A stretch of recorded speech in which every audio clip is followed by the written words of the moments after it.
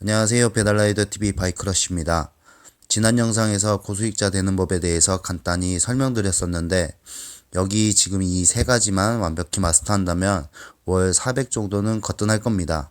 그리고 이 외에 동선 짜는 법이나 시간 관리하는 법, 콜 빨리 잡는 법 등 디테일한 부분은 차츰 알려드리고 오늘은 배달 대행의 첫 단계인 사무실은 어떤 데를 가야 할까에 대해서 말씀드리겠습니다. 검색창에 퀵서비스나 배달 대행을 검색하시면 업체들이 엄청나게 많이 나오는데 어디가 좋을지, 어디가 괜찮은지 모르잖아요. 쉽게 두 분류로 나눌 수 있는데 하나는 대형 플랫폼사, 또 다른 하나는 소형 플랫폼사 또는 개인 콜 사무실. 그럼 대형 플랫폼사는 어떤 데냐? 대표적인 게 배민라이더스, 바로고, 생각대로, 부릉, 쿠팡이츠 같은 본사가 있고 그 밑에 지사가 있고 그 밑에 여러 지역에 분포되어 있는 지부를 갖고 있는 곳. 소형 플랫폼사는 네모콜, 세모콜, 동그라미콜 같이 해당 지역에만 사무실이 있고 개인 사장이 운영하는 곳을 말하는데 두 곳의 차이점이 뭐냐? 가장 큰 틀은 운영체제를 갖고 있냐 안 갖고 있냐인데 그 첫 번째가 B2B를 운영하느냐 안 하느냐예요.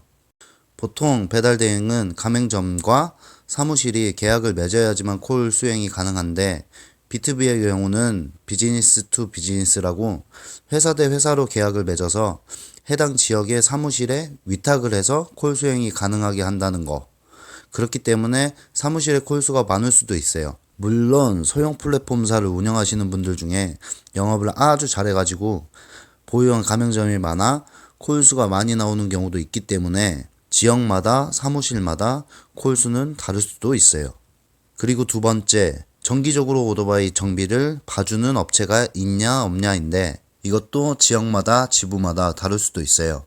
오토바이의 렌트나 리스 형태가 다를 수도 있고 개인 오토바이를 갖고 계신 분들은 본인들이 알아서 정기 점검을 따로 받기 때문에 정비가 굳이 필요가 없어요. 그 외에 오토바이에 대해서 잘 모르시거나 그냥 고장날 때까지 그냥저냥 타시는 분들은 엔진 오일이나 브레이크 패드 같은 간단한 정비들은 본인이 챙기지 않아도 된다는 게 장점이 있고 그 다음에 그 외의 점검을 또 해주기 때문에 편한 부분도 있어요. 세 번째는 산재보험이 적용되냐 안 되냐인데 이것도 특수고용직이라서 의무는 아니기 때문에 산재를 들 수 있는 사무실인데도 안 들고 타시는 분들이 많아서 큰 차이는 아닐 수도 있지만 말 그대로 보험이니까 선택사항이 아예 없는 것보다는 있는 곳이 더 낫지 않을까 개인적인 생각입니다.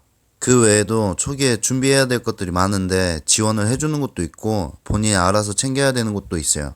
예를 들자면 오토바이야 뭐 렌트나 리스 하면 되니까 상관없는데 오토바이 타려면 기본적으로 뭐가 필요하겠어요? 헬멧이 있어야 되겠죠. 그리고 헬멧 안 쓰면 벌금 3만 원이에요. 꼭 벌금뿐만 아니라 오토바이는 자빠지면 머리부터 깨지니까 안전상이라도 헬멧은 꼭 써야 되겠죠.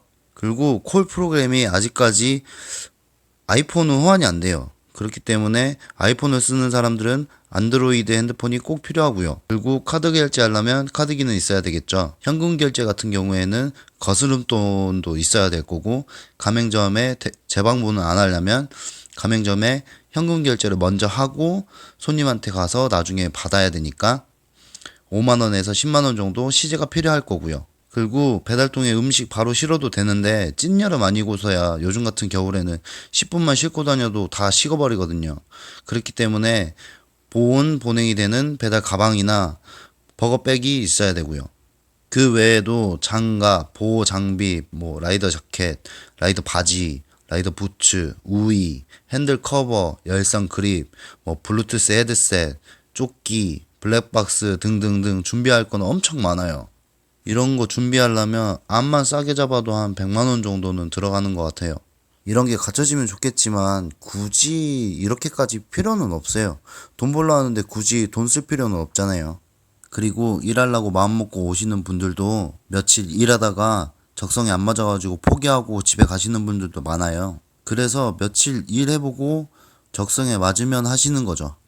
대부분의 사무실에는 헬멧이나 우위 정도는 쓰던 게 있을 수도 있고요. 카드기 같은 경우에는 쓰던 거 싸게 사거나 아니면 보증금 내고 대여해가지고 쓰거나 현금 시제만 좀 준비하면 되는 것 같아요. 일부 사무실 같은 경우에는 돈 벌면 갚으라고 빌려주는 사무실도 있어요, 시제도. 그러니까 기본적으로 일을 할 수 있게 지원을 해주고 안 해주고가 중요하진 않는 것 같아요. 어차피 개인 장비 사지 말라 해도 나중에는 자기가 필요해서 다 사게 돼 있어요. 서론이 좀 길었는데, 그래서 사무실은 어디로 가야 되냐? 어디가 좋은 사무실이냐? 일단 결론적으로 정답은 본인한테 있어요. 본인이 제일 잘 알 거예요. 본인이 편하다고 잘 맞다고 생각하는 데가 제 생각에는 제일 좋은 사무실인 것 같아요. 왜냐하면 첫 번째로 금전적인 문제인데, 대행 수수료를 많이 떼는 데도 있고 적게 떼는 데도 있어요. 많이 떼는 데 같은 경우에는 세금 때문에 그런 거고, 적게 떼는 데 같은 경우에는 몰라서 적게 떼는 경우도 있고, 나중에 기사들한테 원천 징수로 그냥 한꺼번에 떼는 경우도 있고요. 두 번째는 교육적인 부분인데, 신입사원 OJT처럼 오토바이 타는 것부터 시작해서 콜 수행을 같이 다니면서 가맹점 위치나 간단한 아파트 질이나 또는 카드 결제, 현금 결제, 손님 응대 등을 교육해 주는 것도 있고, 그냥 방치형으로 프로그램 사용법만 간단하게 알려주고 해보면 다 안다고 그냥 내보내는 곳도 있어요. 세 번째가 제일 중요한 콜수인데, 제 개인적으로는 기사 대비 콜수의 균형이 잘 맞는 데가 좋은 데라고 생각을 하거든요. 왜냐면 콜수가 아무리 많다고 해도 기사 대비해가지고 콜수가 적으면 돈을 많이 벌고 싶어도 벌 수가 없고, 반대로 기사는 적은데 콜수가 많으면 돈은 많이 벌겠지만 한 달에 쉬는 날이 거의 없고 매일 넘치는 콜 때문에 콜에 치이면서 일을 해야 되기 때문에 피로도도 좀 많이 쌓일 거고 사고율도 많이 높아지지 않나 생각됩니다. 일례로 저 같은 경우에는 첫 사무실에서 계속 일을 하고 있지만, 처음에는 신생업체여가지고 기사도 없었고 콜도 없어서 한 달에 200벌이도 힘들어가지고 그런 날을 한 6개월 정도 겪어봤었고, 기사 대비해가지고 콜이 넘쳐가지고 쉬는 날 없이 빡세게 일도 해봤었는데, 지금처럼 여유를 갖고 쉴 때 쉬면서 일하는 게 능률도 더 오르고 사고율도 훨씬 적은 것 같더라고요. 네 번째로는 사고 처리를 얼마나 잘 하는지, 대응을 어느 정도로 잘 해주는지인데, 자동차 운전을 하시는 분들 중에 경미한 접촉사고라도 겪어보신 분들이라면 그나마 본인 스스로 처리를 할 수 있겠지만, 사고를 아예 처음 겪는 분이라면 정신이 없어가지고 사고 당시 상황을 제대로 기억도 못할 뿐더러 상황 판단이 힘든 인지 부조화 상태가 되기 때문에 보험사 현장 출동 외에도 사고 정황이나 처리를 어떻게 해야 되는지, 주변에 CCTV나 블랙박스는 없는지 확인해 봐야 피해자에서 가해자로 180도 바뀌는 상황은 막을 수 있죠. 물론 사고가 안 나면 가장 베스트겠지만 불가피하게 사고가 나는 경우가 있기 때문에 아주 중요한 부분이에요.